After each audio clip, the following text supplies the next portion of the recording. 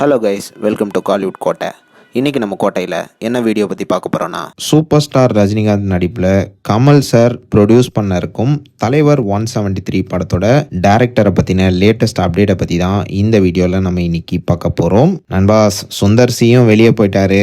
இப்போ யாரா தலைவர் 173 டைரக்ட் பண்ண போறா அப்படின்னு சினிமா ஃபேன்ஸ் எல்லாம் பயங்கர தீவிரமாக காத்துட்டு இருக்காங்க. ஸோ லேட்டஸ்டாக தலைவர் 173 டைரக்டரை பற்றி ஒரு சூப்பரான நியூஸ் ஒன்று வந்திருக்கு. என்ன விஷயம் அப்படின்னு பார்த்தீங்கன்னா, பார்க்கிங் மூவி டைரக்டரான ராம்குமார் பாலகிருஷ்ணன், அதாவது ரீசெண்டா நேஷனல் அவார்டு கூட வாங்கினார் இல்லையா?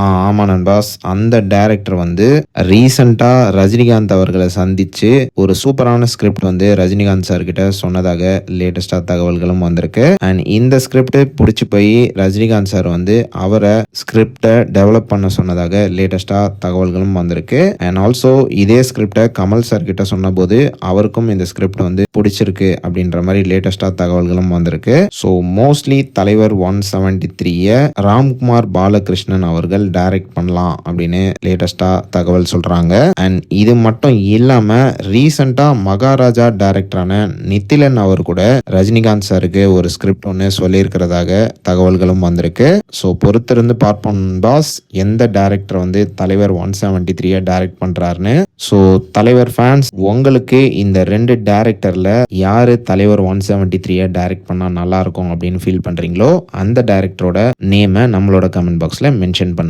மேலும் பல காலிவுட் அப்டேட்ஸை தெரிந்து கொள்ள எங்கள் சேனலை சப்ஸ்கிரைப் பண்ணுங்கள். நன்றி.